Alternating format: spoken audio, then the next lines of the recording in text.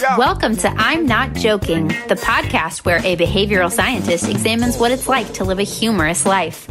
Glimpse into the lives of the funniest people in entertainment, business, and science as your host, Dr. Peter Mcgraw, explores their habits, motivations, and secrets to success. Get ready to fire up your brain and your funny bone. Now, here's your host. Hi there. I wanted you to know that the conversation that I had with Ari Shaffir happened prior to his controversial statements about Kobe Bryant and all the backlash that he's experienced since then. That said, I think that you'll find the conversation that we have really quite relevant to his approach and may shed a little bit of light on some of his thinking. One other thing I want you to know is that my new book is coming out on April Fool's Day. It's called Stick to Business: What the Masters of Comedy Can Teach You About Breaking Rules, Being Fearless, and Building a Serious Career. You can find it on Amazon. I hope you enjoy this episode. Let's get started. Welcome to I'm Not Joking, the podcast that looks at the lives of funny people. I'm Peter Mcgraw. Today's guest is Ari Shaffir. Ari's a stand-up comedian. He's a producer and host of the Skeptic podcast. He also co-hosts the podcast Punch Drunk Sports. And he has created and previously hosted and produced the television series This Is Not Happening, an adaptation of his monthly stand-up show. Welcome, Ari. Thanks, man. So if you weren't working as a comedian or doing all these other things, as you say, for money, day job shit, what would you be doing?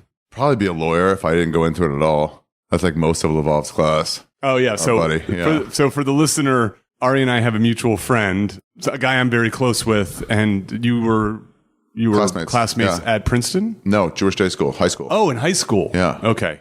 Yeah. Hardcore. Real small, 100-person class, which was great, high school, maybe 120. But so, yeah, he was one of the Israelis.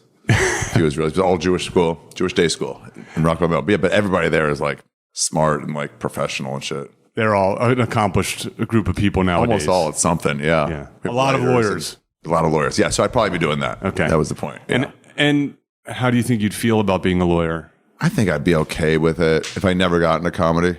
Yeah. I'd probably be okay with it when you don't know any different. But man, it's like people talk about like Bonnaroo Music Festival or Glastonbury, any of those camping festivals. And we go there sometimes as comedians and they're like, we look at like Tent City where everyone's just camping all night. We get a hotel and they're like, I could never do that. And it's like, well, 80,000 people are doing it. Yeah. So of course you could. You just get dirty, dude. And then once you do it, you're like, it's not that big a deal. And if you're doing enough drugs, you don't really care too much Absolutely. about Lawyering would be different, but yeah, with the drugs and the wet nap showers. Also, I think like the thing that people fail to my take on this has always been that if I had showed up in graduate school and on the first day they said, "No, Pete, you're not in the psychology program. You're in the political science program."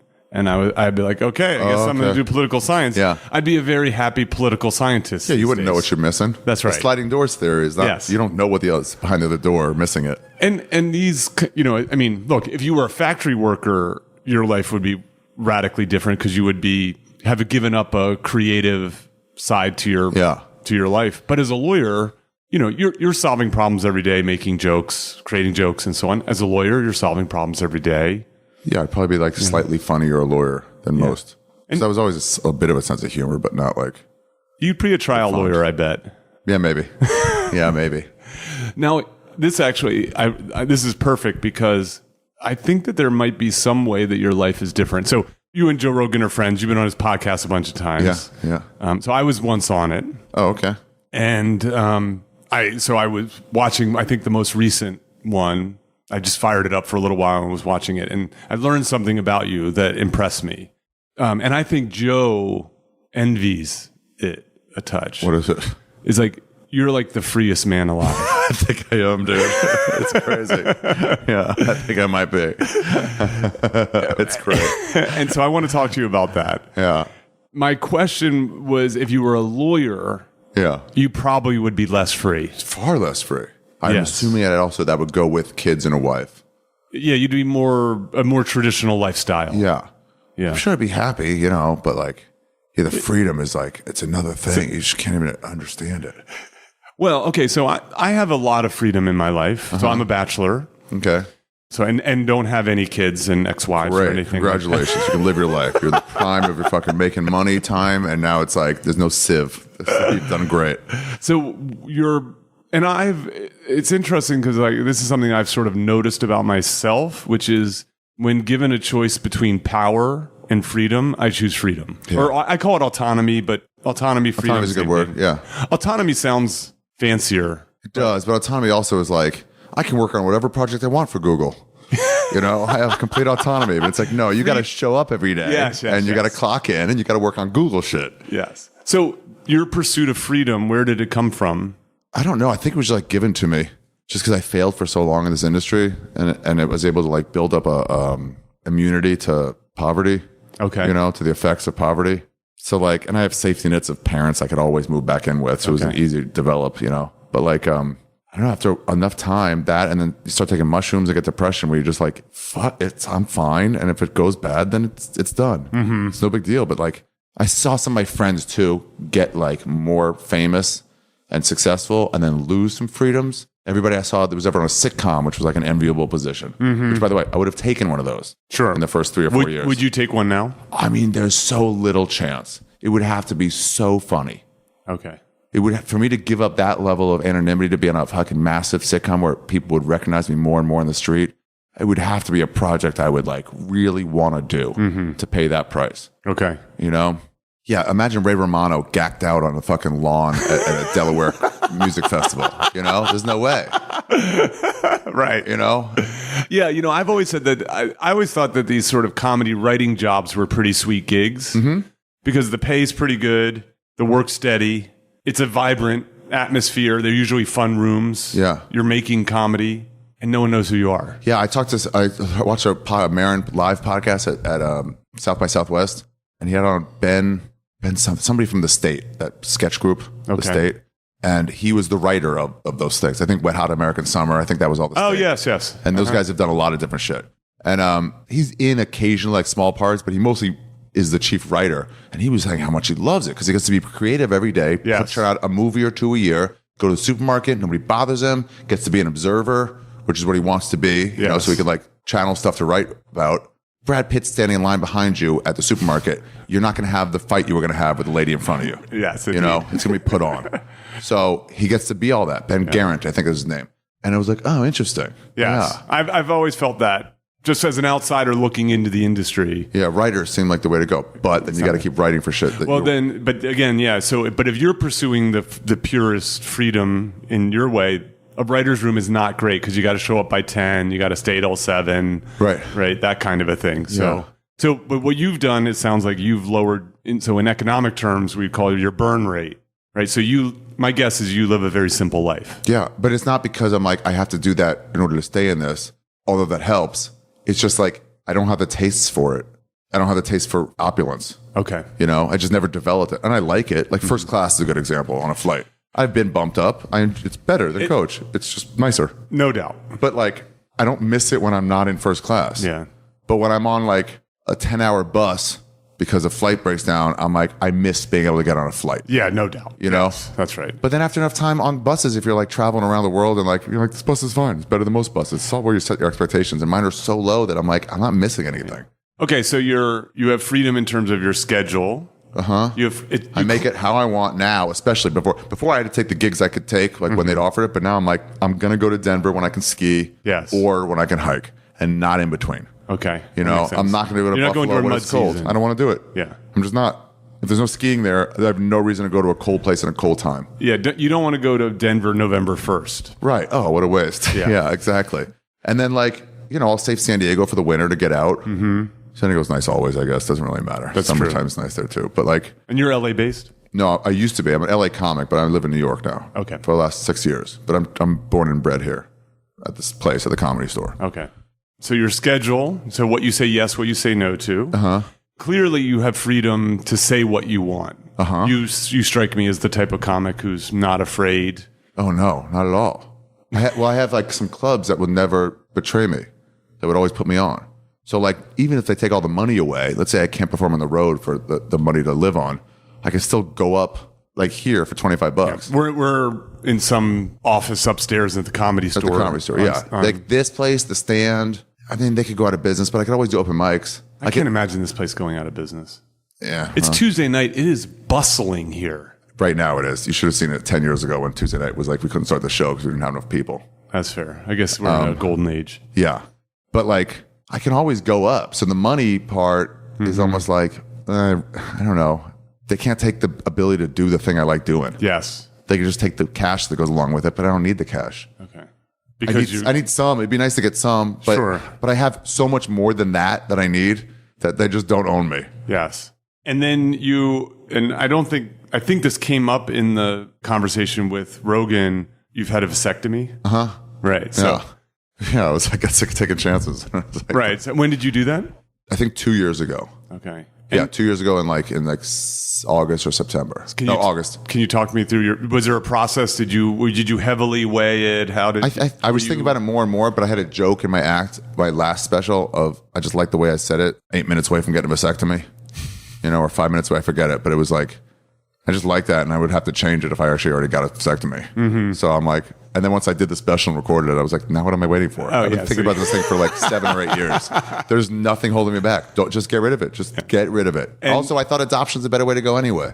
That's fair. A more humane way to go anyway. Yeah, I guess you don't. I actually had a conversation with a urologist, and he said if you're thinking about freezing your sperm, you shouldn't get a vasectomy. Right.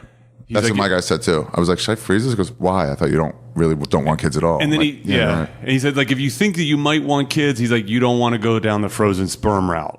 It's like, it's expensive, it's uncertain, it's all these things.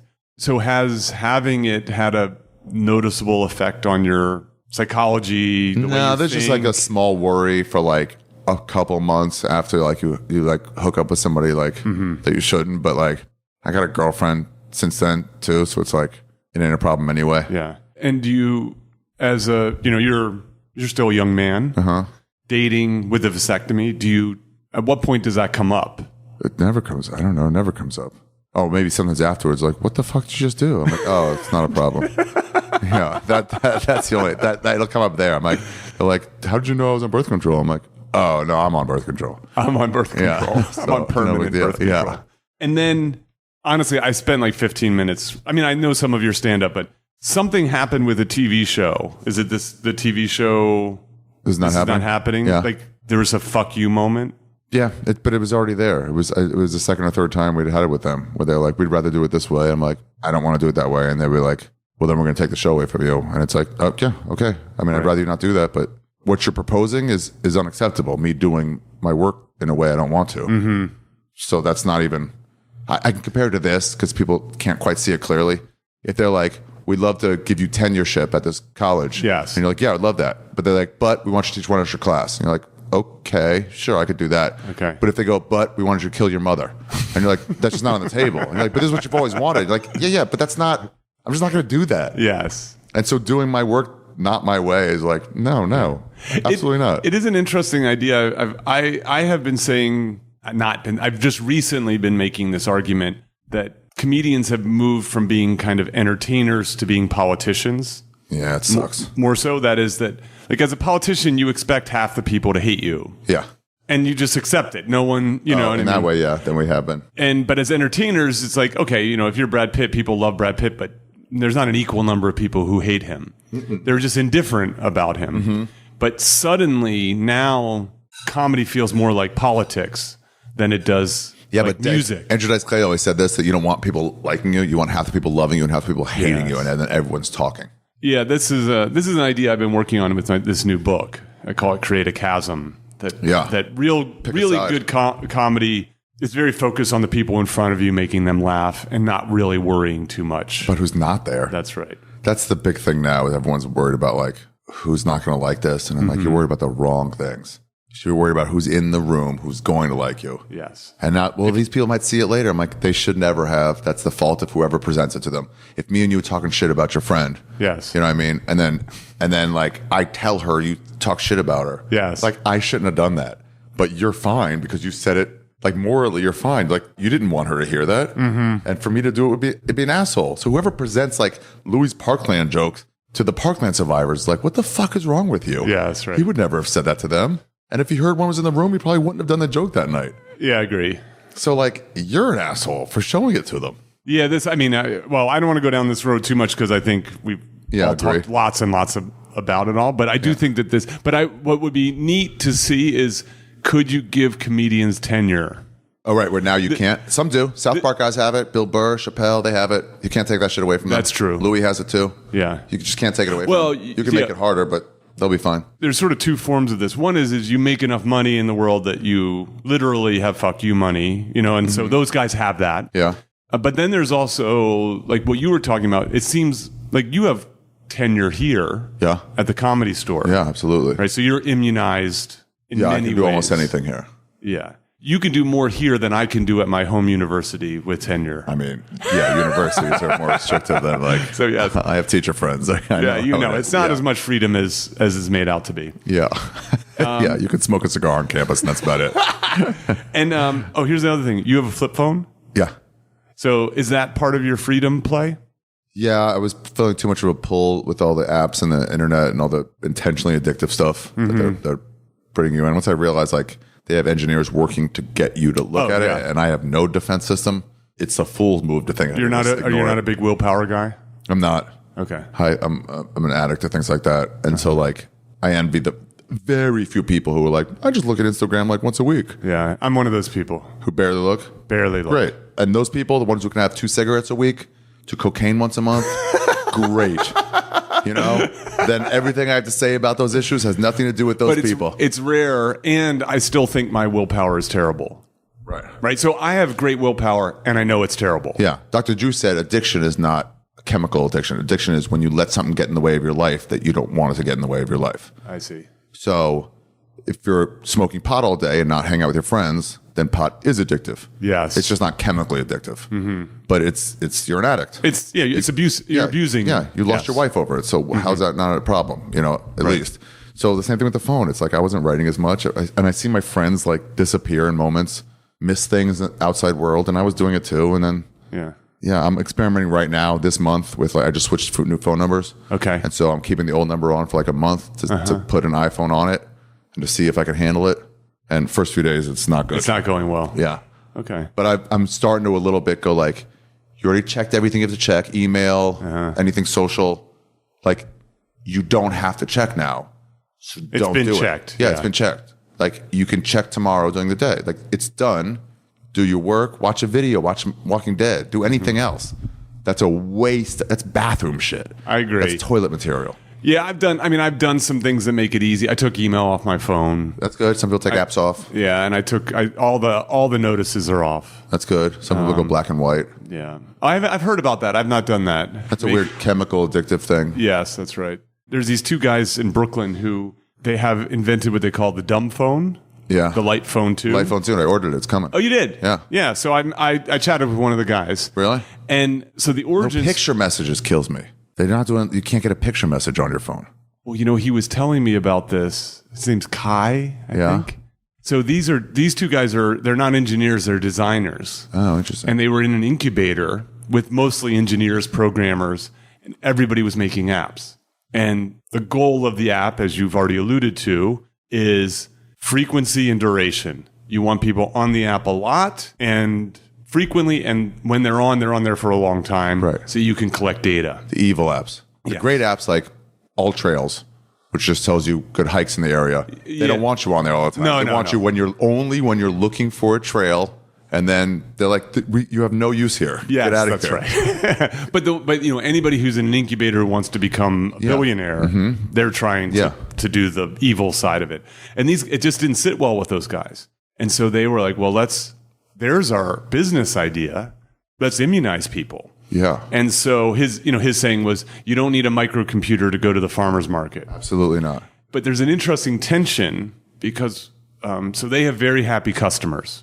I'm sure, you'll largely be happy with it, but they keep getting requests. Well, could you just add this one thing? Spotify? What about this? Yes. Could you just add this one thing? Could you just add this one thing? I come up with a solution. You get to tell them ahead of time what apps you want on your own device. And then to get any new app on there, you have to send your phone in and have them unlock it, add the app, and send it back. So like a Ulysses style. Yeah. So right away, I want Uber on there. That's going to help my life in small markets. Going to let me go on hikes in other places where I can do it on my computer to get out. But then once I'm there, I'm like, I got to figure this out. Agreed. some Maps app, not even Google Maps, maybe Maps.me or something less usable because now that Google Maps is all ads now. Like McDonald's near you, go buy. It's like ugh, but like so whatever you want on there, I'd like Spotify in case But then if I'm sure someone else wants like I don't something that I'm like no, I don't want Yelp. I want to go on an adventure and look for a thing. Yes, I don't want Safari. Someone else might. I don't want that. I think it's a strong idea. It's kind of so Amazon's built on this. A storefront of one. So every storefront's designed to be unique based upon your needs and searches and so on. And so what you're suggesting is these phones should become infinitely customizable, but in this weird sort of almost paternalistic kind of way where your present self designs the phone for a future self. That you can't trust. That can't exactly. Trust. Yeah, exactly. It's the person who sets 3 alarms the night before because they know that the person in the morning will ignore the first 2. So some of these flip phones are like, it has Facebook. I'm like, no, can't get that one. I want it not possible because I'll definitely check it in quiet moments. Yes. And those quiet moments is when I use my fucking brain. Yeah. So is your joke writing process analog? Do you have a... Yeah, I have a little notebook. You have a little notebook. The Moleskine notebooks is my fucking... biggest weapon I have in stand-up comedy. Are you a little tiny? That's the smallest one I've ever seen. Yeah, it's good. It fits anywhere, in pockets, small pockets, big pockets. And then what I do is before I go on stage, in the 5 minutes beforehand, I'm just like looking through. Because I used to have Evernote on my iPhone.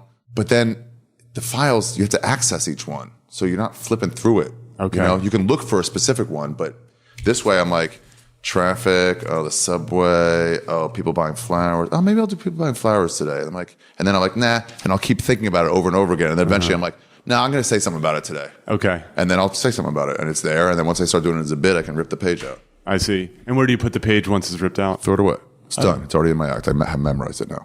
And forever? Yeah. Or like I have, or I'll write a set list sometimes. Well, then I'll go like flowers. I'll add that to a long list of like possible bits that I already have good enough. So I buy flowers. Yeah.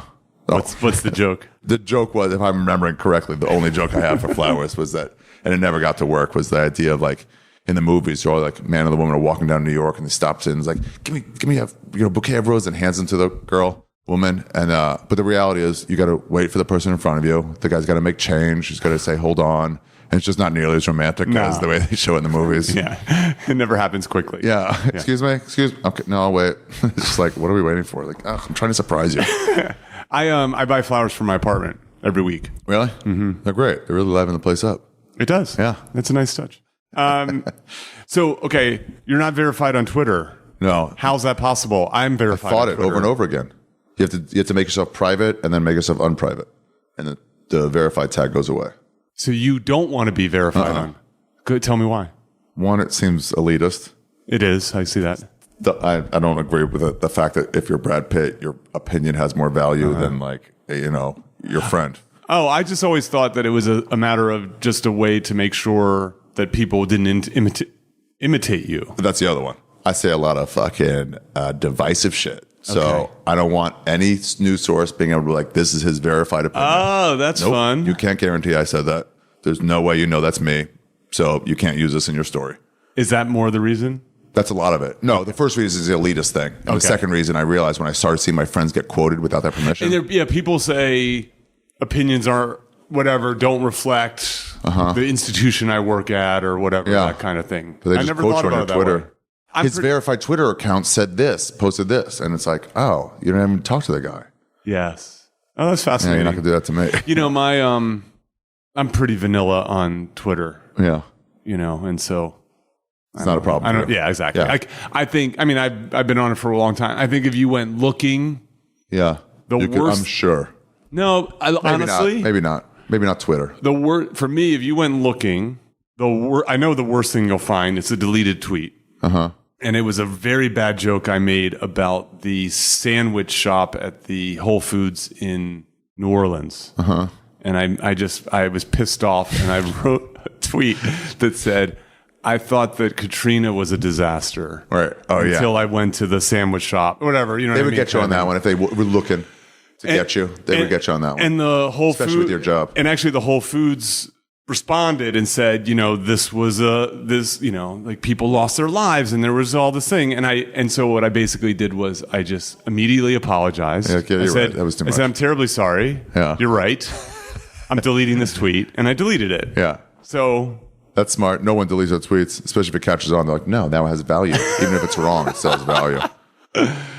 Okay. So yeah, that's the thing. It's like sometimes you can just be mad for 5 minutes and be screaming, and then you're like, oh, I'm done. Man. I'm not mad anymore. But you're like, we still saw what you said. I'm like, yeah, but I'm done with that. Yeah. And you're like, well, it's here in writing. And you're like, yeah, but I don't feel that way anymore. By the way, I'm not much of a joke writer. That's not a bad joke. That wasn't bad at all. That was pretty good. I liked it. I absolutely liked it. For sure. And it's pretty funny if you were not affected by Katrina. Right. But unfortunately, people were. So I'm looking at time. I know you have to perform in a little while and so on. Yeah. So I want to make sure I cover the one thing that caused me to reach out to you. Okay. I want to see if you can verify a funny story that I heard. Okay. About the Nasty Show at JFL, at Just for Laughs. Okay. So I heard a story, and I cannot remember who told me it, about, and I won't name the names. I only know one name, but I won't name the names. About a white host. Uh-huh. So for people who are listening, the Nasty Show There's been a bunch of white hosts. Has a bunch of white hosts. Is a regular show at Just for Laughs. Where it's like one of the most popular shows. It has been for a while. It's dirty comedy, and everyone goes out knowing they're going to hear dirty comedy. And the comics are sort of trying to outdo each other a little bit. Sometimes, yeah, it's either people trying to be dirty or dirty comics going like, this is all I got. So enjoy. Yes. Which I prefer. They're kind of like, I'm so sorry you have to hear this, but it's nothing else I can do. I've seen it once, and I went because I knew Ben Roy was doing it. And he did that's cool. He did a very funny, I thought it was really clever. He did a very funny bit about how much he loves his wife and about how, like, all the nasty things he does to her in the name of love, like sexually and all this kind of stuff. She was sitting next to me at the time, which was that's funny. Made it kind of fun. Okay, so the story goes something like this. Black comic is performing for the week, and he has a bit where he has this sort of tag where he says, like, because I'm a crazy N-word. All right. And so he's, of course, saying the black guy has that. The black guy is saying that throughout the thing. He has a bit where he's using this. The host, so the guy finishes up every time the host comes out, and he says, it's the same show, by the way, for anybody listening. It's 3 shows on a Saturday, 2 on Friday, and then 2 every day. So it's like 15 straight times you're doing the same order and the same people. Yes. So you get to know each other. Yeah, if you have a funny tag off someone's last joke, you're like, I'm probably going to do that a bunch of times. So this older white comedian would walk out and he goes, a round of applause for that crazy N-word. Uh-huh. Sure, yeah. I'm positive I know who it is. Okay. With that, I haven't heard that, but I'm positive I know who it is. Okay, so you don't know the story. Do you know where the story goes? Can you predict it? The black guy got mad? No, it's either the black guy got mad or someone in the audience got mad on his behalf. That's even better than that. Oh. The black comedian gets kind of tired of this old white cracker. Yeah. Punches him? Says, no, he just stops doing the joke. Great. Okay? Yeah. Except he wasn't watching, so the host was not paying one day. That's great. The host is not paying attention. Yeah. The guy finishes his bit. And then he just out of the blue says, look at that crazy N-word. He goes, let's hear it for that crazy N-word. And people are like, what the fuck? Exactly. Good on him. That's great.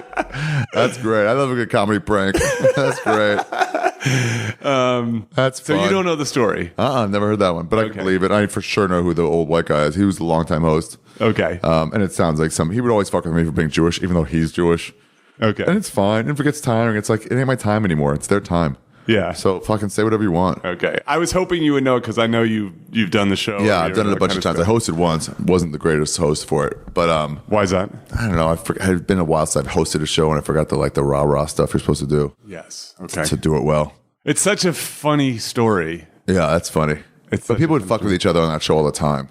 Okay. Somebody brought a motorcycle up on stage once and grabbed somebody, the comic, and then drove them off. Oh, really? Yeah, it's just like, I don't know. It's just fun. Yeah. I did one time. I told the crowd that I'm like, oh, hey, listen, I was on early. And I was like, everyone's going to do crowd work on you guys. That's just every other comic. It's going to do where you're from, whatever. Mm-hmm. One time, a long time ago, I was on late here. The show goes from 9 to 1, sometimes 2, straight through 15 minutes per comic. So it's like, you can stay as long as you want. So you've heard 15 comics if you stay the whole time. Yes. And I asked somebody once, like, where are you guys from? And somebody from the back corner not the people I was talking to, just goes, they're from Minnesota. And I was like, oh, okay. Definitely 10 people have asked you and you've had to say it over and over again. Yeah. So anyway, with that kind of stuff in mind, I said to somebody, it's like, listen, everyone's going to do crowd work on you. I want you to do this. Not for the next comic, because he might be here watching, because you can't tell. It's all dark. The lights are in your face. But for everyone after the next comic and on, when they ask where you're from or what are you doing here, let's pick out somebody who can do it right. And I go, you have to say, I coach them through how to say, like, we don't want to talk about it. And it's like, it's not important, but try to keep a positive face. And I would coach them through it. It's fun. And then eventually they'd be like, if they go, come on, because I would definitely get the next comic more enticed to like ask. And then just go, we're here to bury our son. And and I got Whitney Cummings on it. And I got everyone to be like, you guys can't laugh when somebody asks though. You have to all be in on this. And I've told somebody like, no, you're out. You can't do it. You're not handling this well. And I'm like, go to someone else. And so, yeah, we got her. And she was like, exactly how it should go. Hey, what are you guys doing here? We're like, I'm from Minnesota. Like, what are you doing here? I was like, it doesn't matter. You'd rather not say. Yeah. And then they said, we're here to bury our son. And her face just drops. Oh. And then everyone started laughing in the crowd. And she was like, stop it. You guys stop it. That's not funny. Stop. I'm so sorry. Stop, you guys. And it was just, I was dying in the back. It was great. Yeah, that kind of shit doesn't matter. It's so fun. What a fun lifestyle. I went to an improv show last night. The parallel to that. So if you take... At the improv or an improv show? An improv show at UCB, at Upright Citizens Brigade. So I'm, no offense, I as a spectator or an audience member prefer improv. Wow. Sure. Well, let me tell you why. Yeah. Because when I'm watching you like you watch other comics. Right. And so I'm analyzing and thinking. But if I just want to go and laugh... You let loose and you're like, yell out. Improv, you can't dissect it while it's happening because it's... it's just being made on the spot. Yeah. So if you take a 101 improv class, one of the things you learn is don't pimp out your scene partner. So don't put your scene partner in an impossible situation. But one of the very fun things about these elite house teams, these guys have been working together 5, 10, 15, 20 years even. Yeah. And they pimp each other out. To fuck with them. All the time. Yeah. Yeah. And it's just so fantastic and fun to watch. I heard a story about Will Ferrell, who graduated from the Groundlings. Yes. And for the Sunday Company graduation or something like that, it was a big show. He just bought the theater out, bought every ticket, and then sat in the middle, like 6 rows back, 6 rows from the front, right in the middle. Just like, go. I've not heard that story. That's fantastic. It's a fun thing to do with your money, Yeah, indeed. So I want to... You think Rogan's jealous of my freedom? That's funny, but he probably is. I think he is jealous of your freedom. Yeah, he's a free thinker. You gotta like see a the man has... Be nice. Yeah, the man has obligations. Yeah. I think he... obviously his family, but he's got a schedule. Yeah. He's routinized. Mm-hmm. The family, it's just that alone where it's like, let's say we do shows Thursday, Friday, or Saturday. Time to go home Sunday. Mm-hmm. We're in who knows where. St. Louis. Yes. And suddenly it's going to be 78 degrees and sunny. And we're like, the Ozarks are like, right, let's go hiking the Ozarks. Mm-hmm. Well, I can't. I got to fly. I got to see my kids. And I'm like, I don't. Yeah. So I'm changing my flight. Yeah, I'm changing. Yeah, for $50 or $100. I'm like, I'm just going to do this fun thing. Yes. I don't know. I know. Like recently, he was talking about when I was on his show, he talked about Colorado. Yeah, I'm from Colorado. He has this, I think, love affair. He dreams of moving to Colorado and escaping LA and all this stuff. He did for a little while. But he can't. Yeah, he can't because he doesn't have this right in Colorado. He can't come and work on stuff, and that's the biggest problem. So on, right? That limits the amount of cities I can live in. Yes. So I think of moving again. I moved to New York 6 years ago, just for new streets, new restaurants, new stuff. Stand up is so much more often there and cooler there. Stand up is way cooler there. Yeah, it's like counterculture there. Well, I had this woman Claire Downs on, and Claire's a comedian, writer, etc. She said this thing is that New York comedy, how did she put it? Is comedy for comics, and LA comedy is comedy for the world. Right. And so it's a little... And New York comedy exists in basements a lot, like literal downstairs. So you're going downstairs, you get this vibe of like, we're going to hear some dark shit in here. Mm-hmm. That's what they're really going for. Yeah. It's a darker place too. Yeah, the people, that's such a fast pace. You're constantly seeing homeless people all the time, saying the worst depravity. It's edgier, yeah. Yeah, I'm a Jersey out guy. Like a human fucking question mark. So but it's starting to wear on you. You're starting to get sometimes. I just want to like see more of the world, and I think of which cities I could go to with nonstop stand up. It's really LA, New York, Chicago, maybe Toronto as well. Toronto doesn't have quite as much. Wait, no, LA, New York, sorry. LA, not Chicago. LA, New York, London. Yeah, so I was going to say Toronto. London. Yeah. But then I think about going other places and like, how could I do it? I'm not sure I can, but I put my mind to it. Like residency somewhere, and then like Europe, and then do a bunch of like road gigs. Then you're really only performing for your own fans, and that's not a good test. Yeah, I see. So it didn't help your material grow. Yeah. But I don't know. Do you think so you're a lifer? Stand up? Yeah. It seems like it, but Okay. at this point, I've seen enough people drop off that I'm like, who knows what my mind will bring, you know? Mm-hmm. But I don't like the idea of trying to predict 20 years from now. yeah. Who knows? You know, A lot of people got really woke in the last couple of years after Trump, and now they want to be activists. And it's like, they didn't see that coming. that's right. So who knows what'll happen? Yeah, I think it's hard to predict. People always want you to predict and have it all mapped out. And like the revolution is coming. I'm going to be drafted. You know what I mean? It's like one side or the other. It's like, you got to fight, man. There are times where I feel like that's truer than ever. You gotta pick a side and Yeah. You're either fucking murdering politicians today or you're a politician getting murdered. Which one do you want to be? I wasn't thinking it quite like that, but I understand that it feels that way at times. But let's talk about something a little more fun. Okay. You're a basketball guy. Yeah. Pels fan. A what fan? Pelicans. From Charlotte, and then they moved and it's fucking whatever. Oh, I thought you were a Lakers. Lakers fan. No, I hate the Lakers. Oh, you hate the Lakers. That's my actively number one team is fuck the Lakers. Okay, I mistook I hate the Lakers. Lakers an ruin unverified comedy shows. tweet of yours. I mean, yeah. I would never put on that I like the Lakers. I hate them. You don't like front runners. What is it? That? I just hate the Lakers. They ruin comedy shows. The bandwagon fans just like always like ignore comedy shows in LA and just go to see Lakers games. They're up 3-0 in the first round, 3 games to no and playing. And it's like, we got to watch this game. Like, why? There's an 8th seed and they're up 3-0. You can skip this one. You have tickets. Ugh, I hate them so much. How'd you become a basketball guy? I don't know. Just sports. Is that your? I like all sports. No, I'm probably more baseball. Okay. But yeah. All right. I just was curious about Yeah, that. I hate the Lakers. Fuck the Lakers. I'm so mad. I hate that they got Davis. Fucking. Yeah, that made your team worse. I know. And the team you hate better. Ugh. At least we got a good draft pick. Let's see. Okay. Now I hope he gets injured. I didn't think that. I thought we would lighten it up. Yeah. I guess it went darker. I like it too much, probably. I feel too much for sports. That's a big problem. So can I make a case for freedom for you? Yeah, sure. Stop caring about sports. So let me make What's that give me for freedom? Yeah. Let me make the case for it.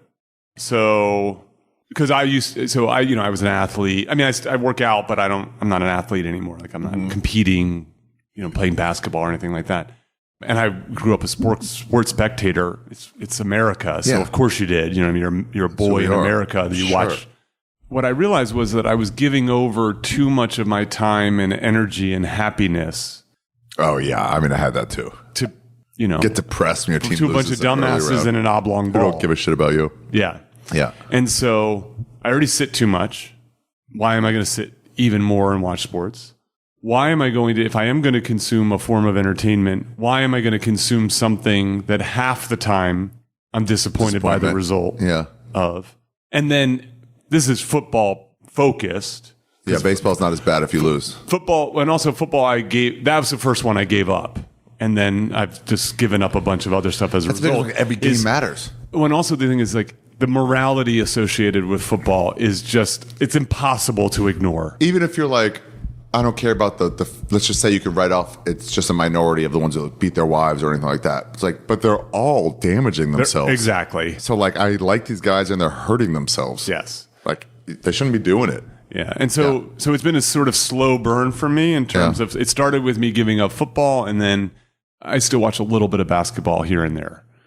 But I watch it more for the process because it's just a fun game to watch. Yeah. It's a highly entertaining game to watch. But in terms of freedom from, like the caring of it all, also I just realized like it's just like so stereotypically American. Yeah. That I just was like, you know what? And I'll tell you Fast and this. Furious is fun sometimes, Yeah, I get it. I just want to shut up. I don't care as much as I used to. It used to give me depression when my That's team my lost. point. Yeah, I'm not like that anymore. Yeah, okay. But when my team starts to make a run, I get more into it. And if I go to a Yankee game and they lose, I'm like, I still drank a couple beers. This was fun. So being out in the sun. you can maintain. I mean, look, I know people who live and die by it. Yeah. And I just think there are much better things to do on a Sunday afternoon I do like, though, the camaraderie of like going to, like, I'm a Cowboys fan, so going to like a Cowboys bar in New York and just like, all these guys are rooting for the same team. This is fun. I like chicken wings along with these people. Like going to a comedy movie opening week when it's packed. Yeah. It's just more fun. You feed off each other. Yeah. That kind of shit's fun. It is stereotypical, but like, you can't hate everything about America. No. You know? Oh, yeah. I mean, I get that. There's a lot I like about America. It's just that wouldn't it be nice if we could shift some of the focus from athletics to other artistic endeavors, for example? Absolutely. Like, how much richer would the culture be? If you could like put that time in museums. Think about what some of these boys do. I mean, look, I did it. Yeah. I'm a competent You're a college athlete, professor now. but thank God I was able to keep that as like the traditional.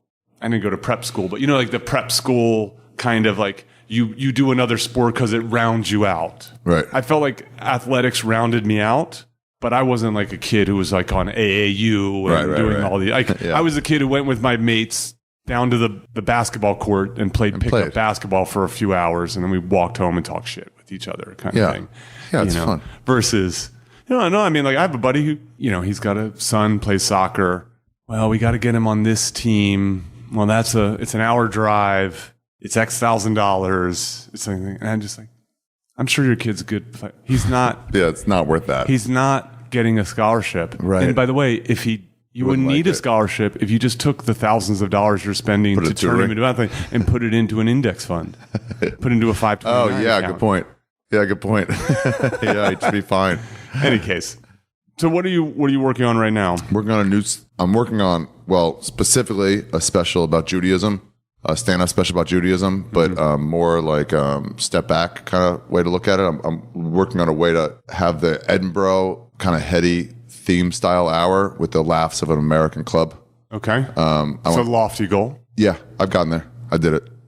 That's great. Yeah, so that'll be my next special. It took way longer than like I expected, and way longer than any of those specials took. So what does a usual special take you, and how long did this take you? I aim for a year, and then I bleed to like a year and a half or 2 years. My first special obviously was everything, and then like try to go faster. This will end up being like 3 years, maybe plus. Now that I'm having trouble finding a venue, but like, those. And do you want a Jewish audience? No, I've done it. I made sure to do it. So I like tackle this from every point of view. Okay. I made sure to do this hour in cities where, like New York, where there's tons of Jews. Jerusalem was even more. There's a few more there. Yeah. And then cities where not Minneapolis, but places like Minneapolis where there's some. Sure. And then places like Perth where there's a zero. Yes, and they've barely heard of it from the movies, and only somewhat. You're like, have you seen Schindler's List? Right, yeah. Like they know about the Holocaust, but like barely anything, So it's like, and I want to make it work just as well for them as for anybody. That's good. And so I've gotten that. So like now it's like, doesn't matter. So, okay, that said, but you get to pick. Pick what?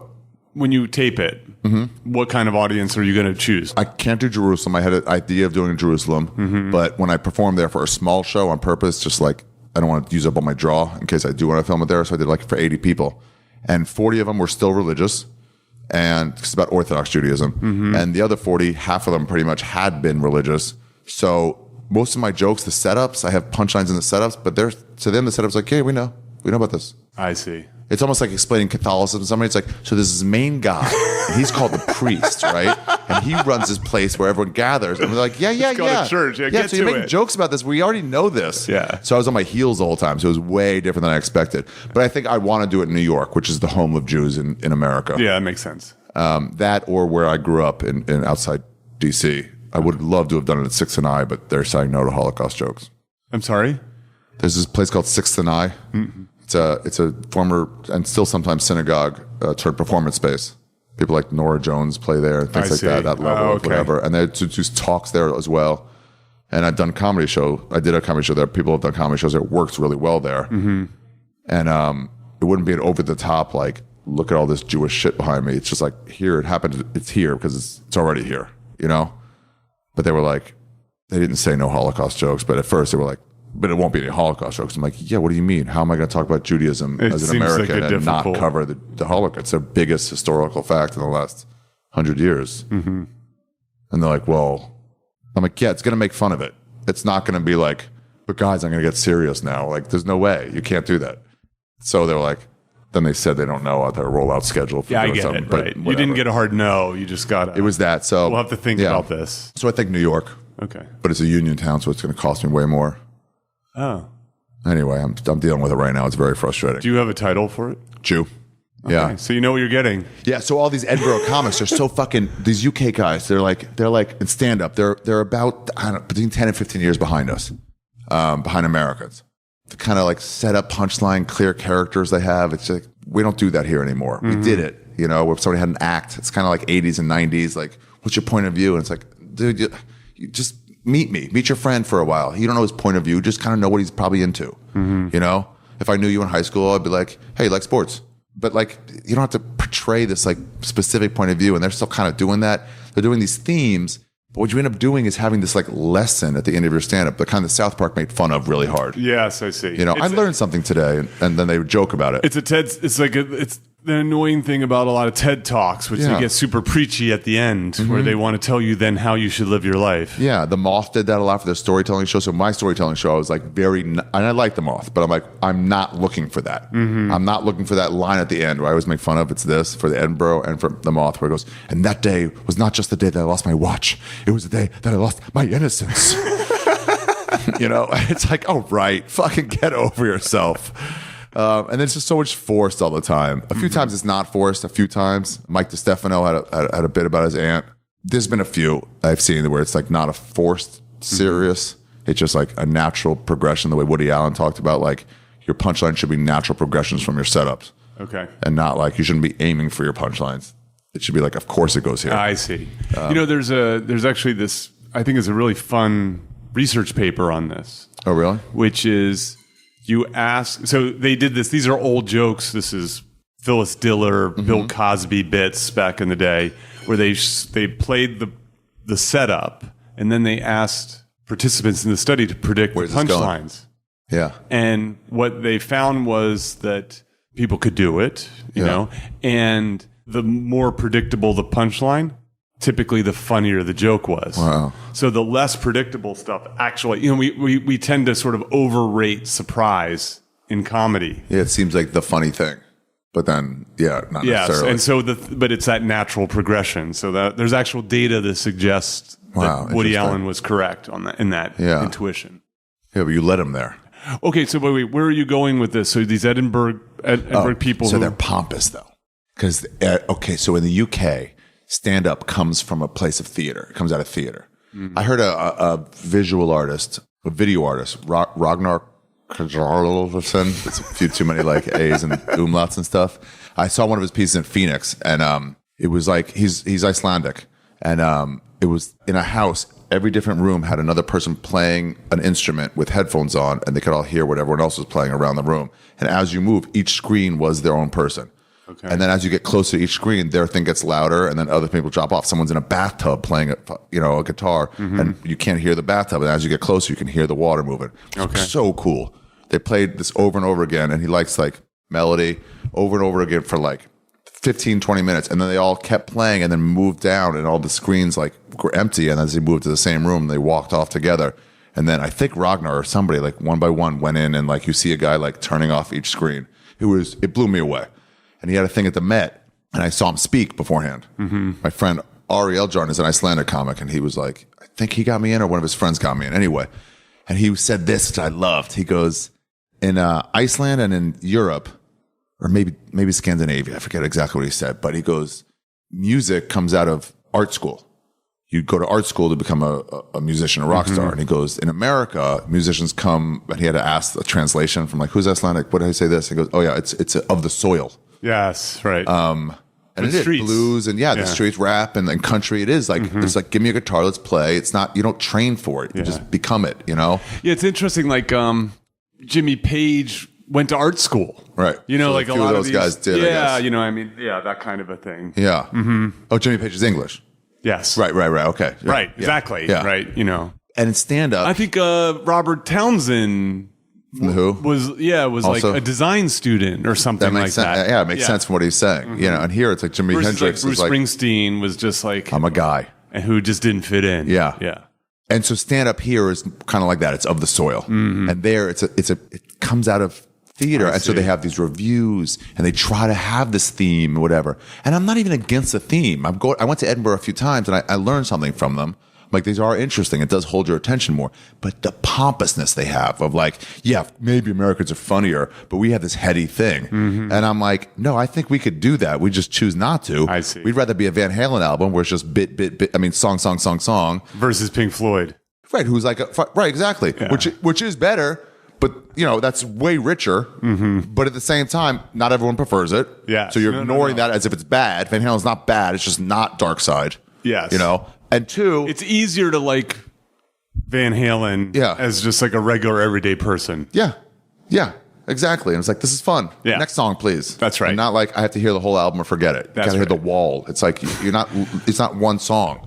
It's the whole Wall album. Is hard to listen to. I know, but when you listen to it all the way through, it's like, oh, this is supposed to be listened to all the way through. Yeah, that's true.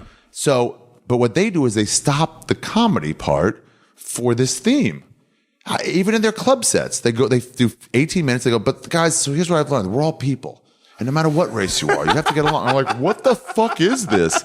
It enraged me. And I'm like, guys, I get why you'd want to have a theme. Why are you not being funny while you're talking about your dad abandoning you? So your argument is it shouldn't be mutually exclusive. Yeah, it shouldn't be. And then you have someone doing theme, something real dark, like Miss Pat. She'll do stuff about how her uncle stunk or something. His breath was awful. And then after you finish hearing her, you should find her too. Like, she does stuff about... This is the second time she's come up this week. So she did this dangerous comedy thing that, I forget the guy's name. It was on Netflix. It's a documentary. And she was the only American. And I like her. She didn't wallow in her victimhood.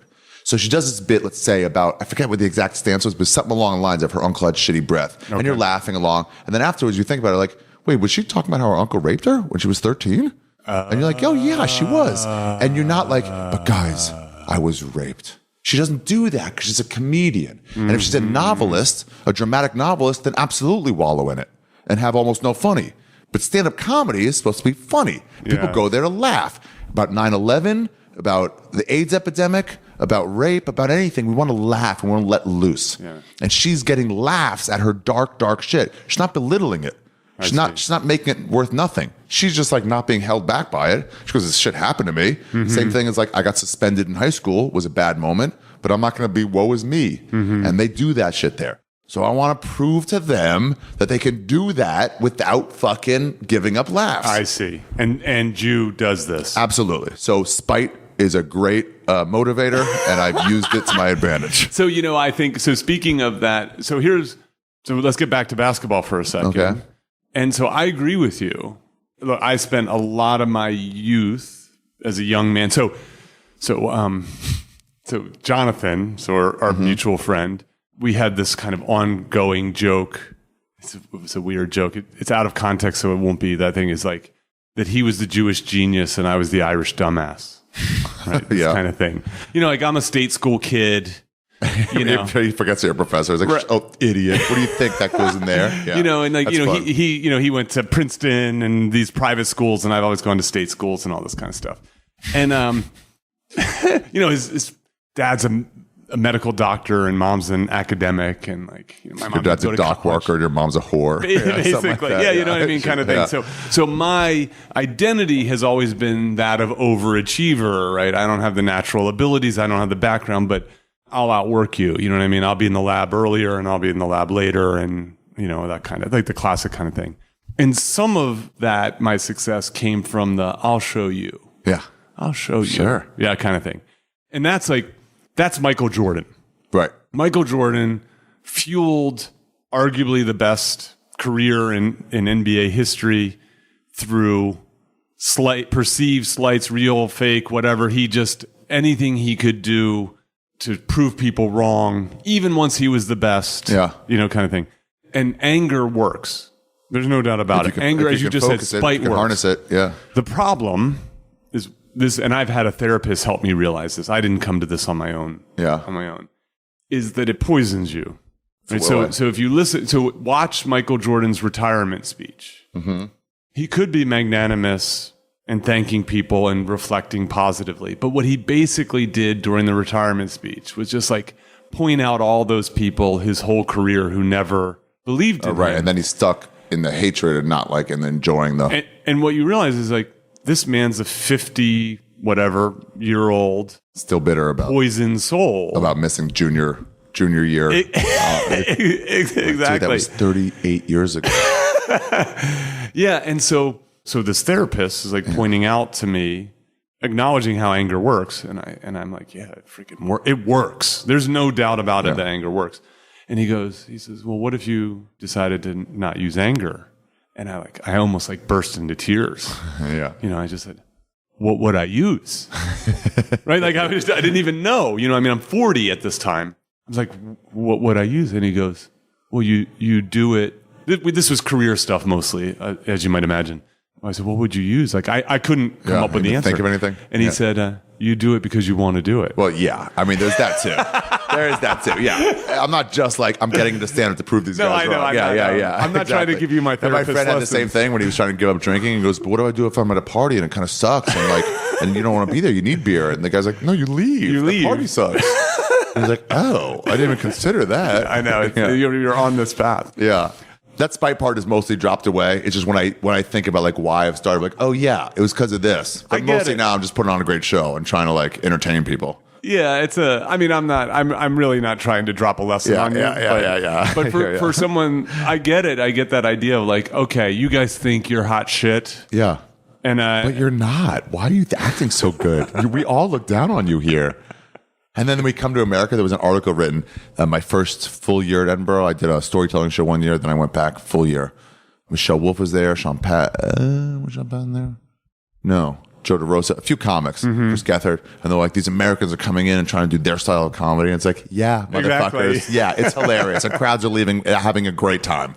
So get the fuck out of here, you upscale writers. The issue is this. Let's be honest. People they want to laugh. Yeah. You don't go to stand-up comedy to learn life lessons. No, go to theater stuff. To have a great time. Yeah.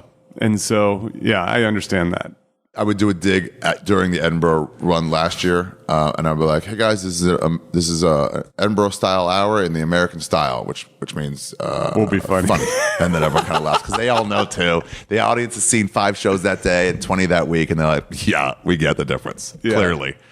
I don't like, as I said, I don't like when this stuff gets too preachy. I like when TED Talks get too preachy. I don't like when storytelling gets too preachy, And so I certainly don't like it when the stand-up stuff gets too preachy. You ever see that TED Talk about the crows? No. But this guy did, 10 years of research on crows and how intelligent they are, how crazy intelligent and vindictive they are, and how they have memories of like researchers on campus that have like captured a few to like do tests on them. And then every time those researchers would go on campus, they would swoop down on them. Swoop them. Those guys left 4 or 5 years later, came back. They got swooped again. No one else was getting swooped, just those guys. That's amazing. They figured out how to drop stuff on roads, nuts on roads, so cars would run over them so they could crack it for them. They learned how to like bend metal to use as a hook to get shit out of they're crazy smart. But that's one of my favorite TED Talks. There's no like, we need to research to save these crows. It's just like, aren't they cool? And you see other people like, whoa, they are cool. And it's like, see you guys. Yeah. And that's it. I had a guy on the podcast. His name's Josh Canal. He's an Aussie, and his favorite TED Talk is it's a 5-minute TED Talk about how to dry your hands using one paper towel. That's great. It may be 3 minutes. It's like a very simple. That's great. I can save you the time. How you do it basically is you wash your hands, then you shake them 12 times. 1, 2, 3, 4, 5, 6, 7, 8, 9, 10, 11, 12. And then you take a paper towel, you fold it once, you fold it twice, and then you pat, and then you throw it out. That's great. Good TED Talk. All right. It's great TED Talk. You're about to perform, so we're going to get going here. So I want to ask one last question if I have time. Is this helping your research at all? Oh, you're pulling out your flip phone. Yeah, I want to see what time it is. Are we okay? Can we have one time for one more? Mm-hmm. So I always ask this question. What are you reading, watching, or listening to that's really good? Not just run-of-the-mill good, but just outstandingly good. Well, one or two things. Adbusters, the magazine. Okay. Fucking changes the way I look at the world. It goes from that's a first. No one said that before. Yeah. It goes from a place of like Democrats are right, Republicans are right, to like, oh no, guys, this whole system is broken. We have to get advertising out of our face and let them stop controlling our governments. We have to fucking worry about the environment and fucking worry about our art bring art back and bring wild lines back. And I don't know. It helps me a lot. Are you a subscriber? I am now, yeah. Okay. Some lady found me in a line at Whole Foods. She was reading it, and then she got called next. And she just turns around and like looks me in the eye, and she goes, "Read this," and gives it to me. And I'm like, I've never had a recommendation like that. So I got it. I read it. I brought it through me to Southeast Asia. Read it like page. You have to read it. It's not like I'll read this article, then that article, like the New Yorker. It's page to page, because there's one article about the problem with ads, and the next article is a stolen ad about Gucci with like some like blood coming down. Like it's just like it's so good. But then overall, the best book that's ever helped me is The Fountainhead. That's the one that set me free creatively more than like Fountainhead and Mushrooms and Depression are like, that's what gets all me. together or yeah, separately? I think I was reading them. No, Fountainhead was probably right after Depression. But it really just lets you know, like, it's just about the process, the artistic process, and everything, the money, the fame, like all that is way second to what Franny and Zoe says is, my work, my way. That's the ideal. Seeking a perfection in your own way of doing it, which is cross art forms, you know, which is anything, visual art or whatever you do, jazz, anything. Like you're trying to do your best. And somebody says, "Hey, jazz musician, play this note instead." You're like, "No, that's you do that. Yeah, that's your thing." Right. And it describes everything. It describes in whatever year it was written, all this fucking backlash that's coming right now. Anticipated it. Yeah, and it wrote it all about newspapers doing it as opposed to blogs, but it's all the same shit. The people from the art form turning to try to get more publicity. Oh, she predicted it so well. I know people shit on Ayn Rand, and I used to also, and then it hit me. I'm like, I've never even read her. Let me read this. And then I was like, wow, it just shows up the most artistically free person. And it's just like 100% this godliness that you can't reach, but you can aim for it. I see. That's fascinating. I've not gotten that answer either. Oh, So, really? Yeah. And then somebody told me I saw recently, like, that's Donald Trump's favorite book. And I'm like, well, nonetheless, it still has value. That's very I'm sure Hitler liked snow cones. It doesn't mean snow cones don't have value, Ari, I knew this would be a lot of fun. Yeah, thanks, man. I really appreciate you doing this. This is great. I like how a lot more college stuff is like tackling comedy. Yeah, it's turned into a bit of a thing. Yeah, it's cool. It's very good. Yeah, cool. thanks. Cheers. Yeah, Thank you nice much. to meet you. Thank you for listening. Don't forget to visit petermcgraw.org for more information about our guest, show notes, and social media links. If you've enjoyed this episode, please subscribe and share with others. Join Dr. Peter Mcgraw next week for another fun, fascinating conversation on I'm Not Joking. Yo.